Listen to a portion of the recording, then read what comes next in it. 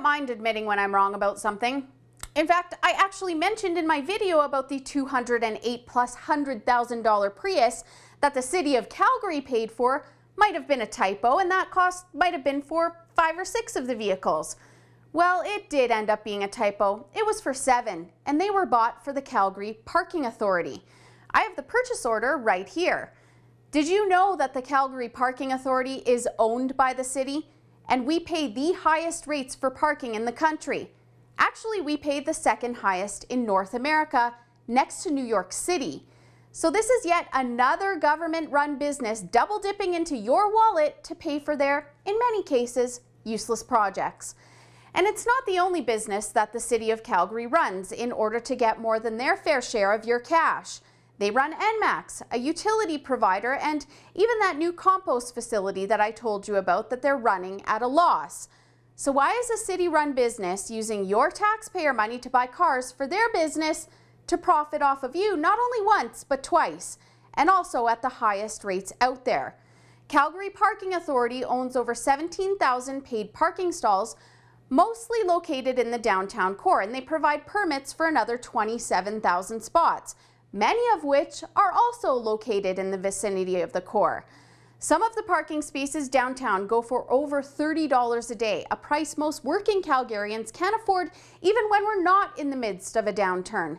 They send out around 275,000 tickets a year, so almost 750 tickets a day, and mostly for parking without payment, which will run you about $40 plus a $3 processing fee if you pay it on time. They're making a lot of extra money off of you. Millions, actually. Millions that they waste on public art features and fancy renovations at City Hall. I mentioned that most of these parking spots are downtown, but you know what else is downtown? The bike lanes that millions of taxpayer dollars were spent on. You know who gets 7 fancy Priuses instead of bikes to use those lanes that the mayor himself has touted as a perfect solution for decongesting traffic and getting cars off the road? That's right, government employees. So it's really just like when Rachel Notley told us all to walk or ride a bike, except that wasn't meant for government employees because they only get the best, of course. No, they can drive, you can pay for it, and you can also pay to run their business. And then you can walk or ride a bike to work. You know, maybe instead of buying 7 Priuses for pampered employees, the government could have lowered the fees for parking, especially in a time that the city is going through an economic downturn and so many Calgarians are struggling. Instead, they bought vehicles so that they could travel greater distances at faster speeds to ticket you more to take even more money out of your pocket. They're double dipping, and parking prices in Calgary are highway robbery. First, they bleed your bank account by making you pay ridiculous amounts of taxes. Then they use your money to run a business that takes even more of your money.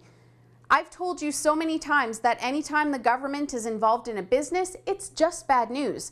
And it seems that the city of Calgary will stop at no end to take that last penny out of your wallet to pay for their government-run businesses and pet projects. For the Rebel.media, I'm Holly Nicholas. Thanks so much for watching. Don't forget to subscribe to our YouTube channel so that you don't miss out on any of our updates and the latest content that you just won't find anywhere else.